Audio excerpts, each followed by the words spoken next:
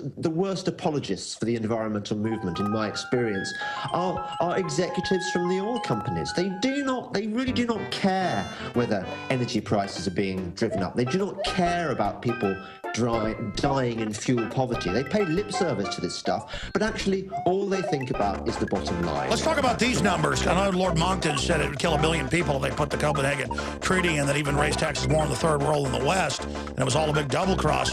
But if they had their Agenda 21 plan, if they were able to roll it all out, it'll make those of us here all poor. Poor people really poor, middle class poorer, upper middle class, just, rich. I mean, it affects everybody except the insiders. What would happen, though, for people in the third world? They're living at subsistence. Isn't this a death sentence if all this goes through? Undoubtedly. We've seen the most terrible stories going on in certain countries in Africa, for example, where villages have been cleared and burned out, and people have been killed in order to make way for these carbon sinks, these supposed tree plantations which are supposed to offset global warming. There was something I came upon today. Do you remember that terrible video that backfired on the internet? It was called Splattergate. Yeah, blowing the kids up. Yeah, they're going to murder the kids. Yeah. Okay, well, Franny Armstrong, the impeccably middle-class English woman, environmental campaigner who was responsible for that movie, has written this newsletter to all her Enviro friends, and at the end she says, "Should we stockpile cyanide? You think I'm exaggerating, but a close friend of mine who has 4 children said she plans to kill herself and them when it comes to it." These environmentalists are dangerous. They are talking nonsense on the basis of junk science. They are trying to scare us rigid into taking this concerted global action to what ultimately will result in the destruction of the capitalist system. James, stay there. We got to come back. This is breaking. For those that don't know, they showed students who wouldn't accept carbon taxes blown up by their teacher, hailed by the UK government, and now the head of this is saying stockpile cyanide like Joseph Goebbels to kill your children. That's what Joseph Goebbels did. I'm telling you, folks, this is a death cult of loonies. Johnny Appleseed was born during the Revolutionary War. He's not just a legend. And in more than 5 states, he introduced apples that had not even been grown in the colonies. Later, the seeds from plants he planted and cultivated and some of the varieties he developed spread across the United States. And it was Johnny Appleseed teaching the colonists and then the new Americans, after we won independence, the love of planting fruit trees that introduced that idea to North America. Ladies and gentlemen, it is a revolutionary act to unplug from the television, to unplug from the computer and all the globalist propaganda, and to go out in your backyard or your front yard or planters at your apartment or on the roof of the building where you live, and to plant a garden. Become the Johnny Appleseed of your community with seeds from the InfoWars Seed Center at InfoWarsStore.com. The simple act of planting fruits and vegetables and then tending them and taking care of them and then sharing them with friends and family is a revolutionary act against tyranny. The globalists, first and foremost, do not want us to be self-sufficient. The crony anti-free market capitalist, the fascist, are using socialism and collectivism to shut down societies. Stalin in Poland and in Ukraine and other areas starved on record more than 10 million people over 5 years by not letting them grow their own crops and collectivizing them. Mao killed between 65 million and 80+ million people doing this same thing. The UN says they will use food as a weapon. They use genetic evil to attack the earth, and major GMO companies have been caught going into growth belts around the world, even where GMO is illegal, and planting seeds everywhere to infect the genetics of the original crops. Almost all of the thousands of varieties of Mexican corn has been infected. They are in a genetic war against everyone. That's why we have to get these seeds and not just plant them on our own gardens and not just give them as gifts to friends and family to plant spring and summer and fall gardens. I'm calling on you to go out into the green belts, to go out into the areas and plant secret gardens. No, not of marijuana, but of the hundreds and hundreds of incredible high-quality vegetables and herbs and fruit plants that are here. Lemons and oranges, the list goes on and on. They will grow, plum trees, grape trees, they will grow almost everywhere in the U.S. We can literally, not just buying these products from InfoWarsStore.com, but from wherever you get them. This aggressive program literally just came to me one morning when I woke up about 4 a.m. realizing that we've got to counter their genetic war against us with original, real crops developed over eons on this planet. We have the lowest prices. We bought it in the biggest bulk that some of these companies have ever seen to ship this directly to you from the InfoWars Command Center. We stand for life. We stand for liberty. We stand for self-sufficiency. Go to InfoWarsStore.com, click on the Seed Center, and as of taping this, we have the 7 top respected brands. We intend to continue to do research and find other companies, other specialties, other varieties to really take action. The InfoWars Store Seed Center has the largest online selection of heirloom, non-GMO seeds. Check out these products from our newest supplier, Heirloom Organics. The Medicine Garden for a natural remedy. The Tea Garden that contains every important tea herb you can grow. Fruit Lovers with 12 varieties. And the Tobacco Pack, additive and pesticide free. Join the gardening revolution today at InfoWarsStore.com. This is a revolutionary action we're asking you to take. Plant seeds everywhere today. Nurture them, bring them to fruit, and pass on the knowledge to others. Become human again. Discover your roots in the soil. And remember, the revolution against tyranny is growing.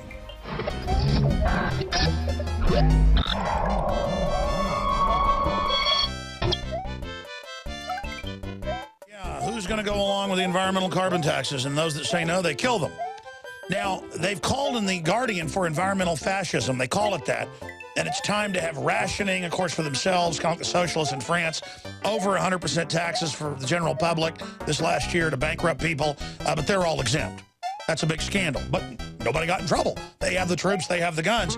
And Dylan Pohl just sent me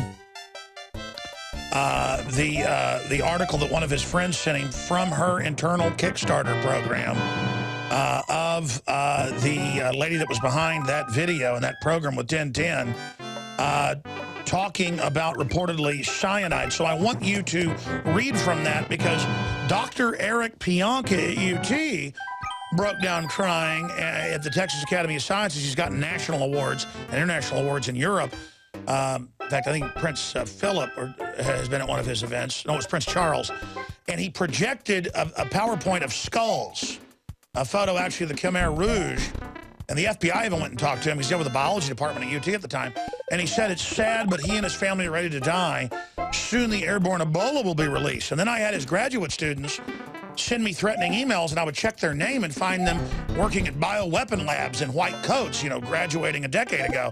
So I found the exception is someone in the biology department nowadays that doesn't say kill all humans, or 90% like Pianka. And so we have her in her own little email attributed to her saying we need to have cyanide ready on hand for our children. Please read from it for folks.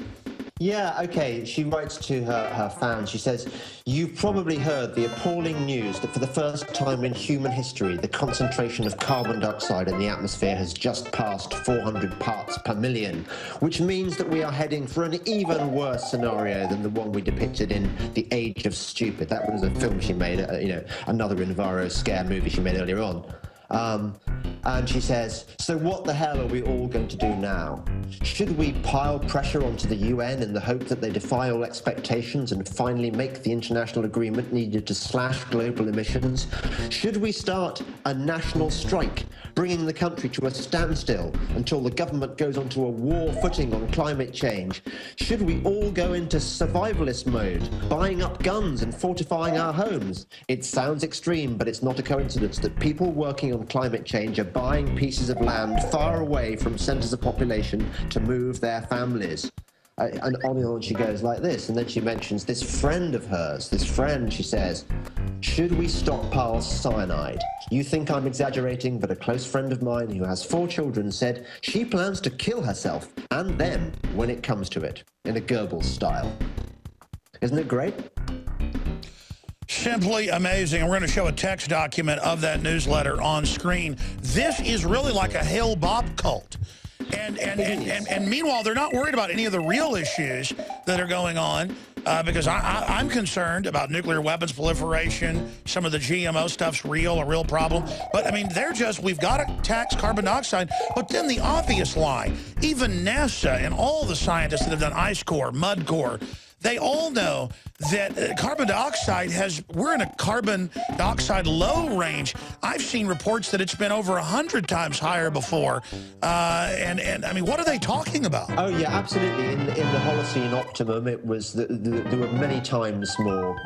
There was significantly more carbon dioxide than there is now. And guess what happened? The Earth was much greener than it is now. Indeed, the fact that CO2 has been rising these last few decades, what's happened is that the planet has got much greener. It's easier to grow vegetation with high CO2 levels. That's why in industrial greenhouses, they pump in significant quantities of CO2 to help the tomatoes grow and so on. CO2 is our friend. CO2 is plant food. Any serious scientist knows this.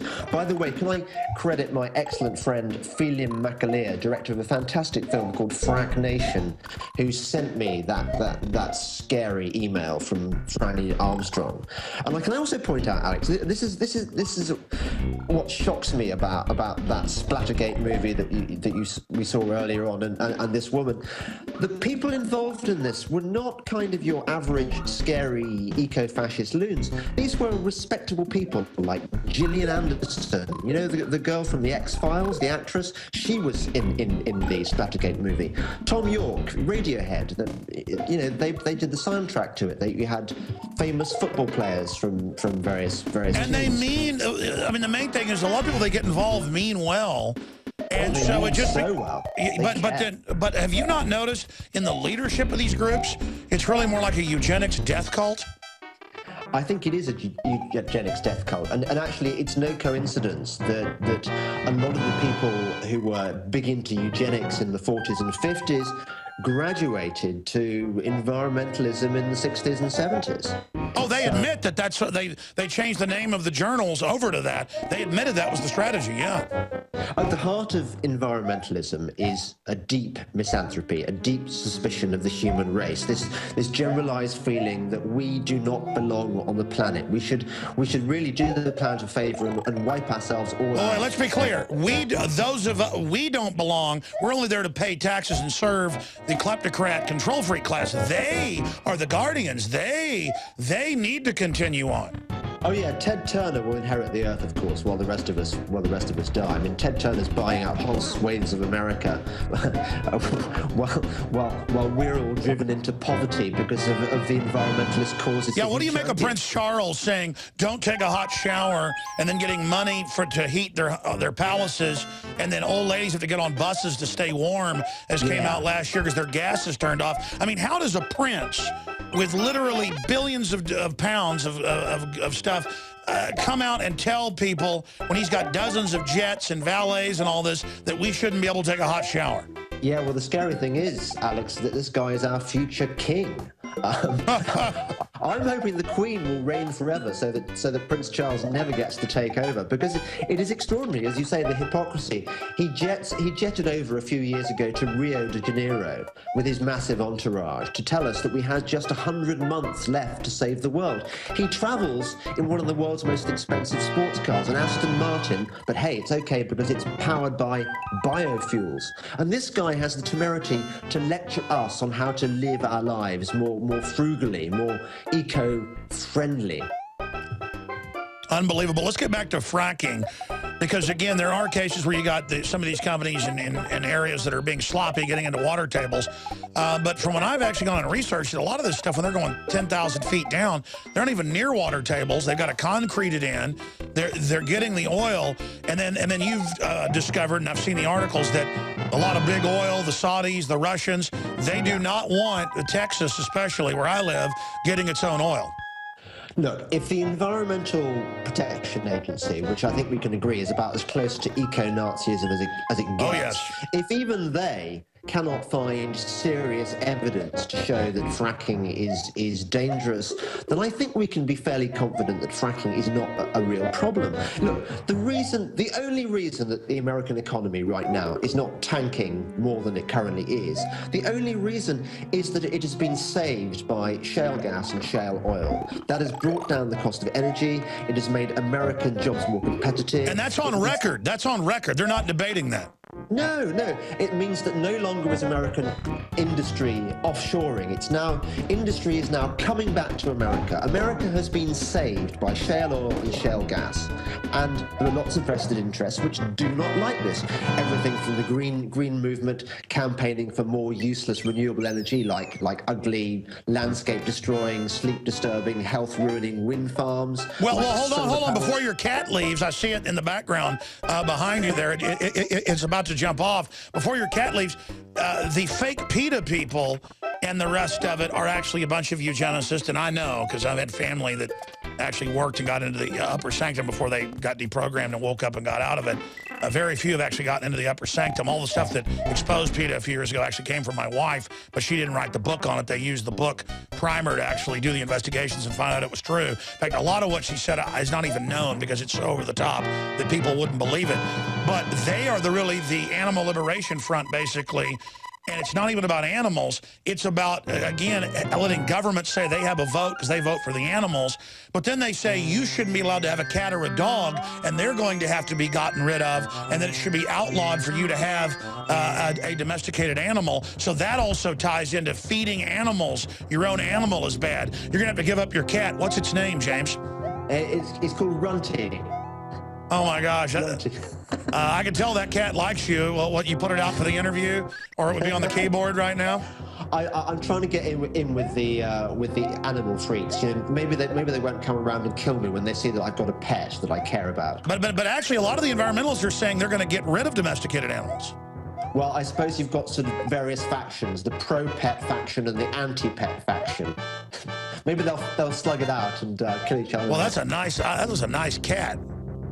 Looks pretty friendly. Hello. Shall I let him in? Absolutely. Let's talk to this Al-Qaeda sympathizer. Oh, my goodness. I like cats, but my wife, we got 4 dogs. And when I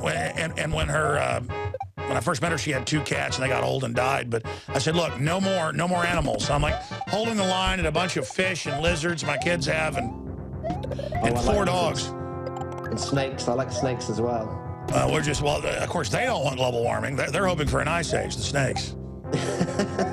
Yeah. Well, I tell you, it is simply insane. Well, listen, I appreciate you coming on and all the points you've made. We've been talking now for about 5-6 years. In closing, obviously, everywhere I talk to people on the street and I see worldwide, people are waking up that this is really just a power grab, a new priesthood that wants us to have to pay indulgences to them. But even though we're waking people up and winning the statistical battle in the polls, they've already taken over the governments and are just moving forward. A, do you agree with that? And then B, how do we deal with that then? Well, I think the 2 things we've got in our favor are talk radio shows like yours and the internet.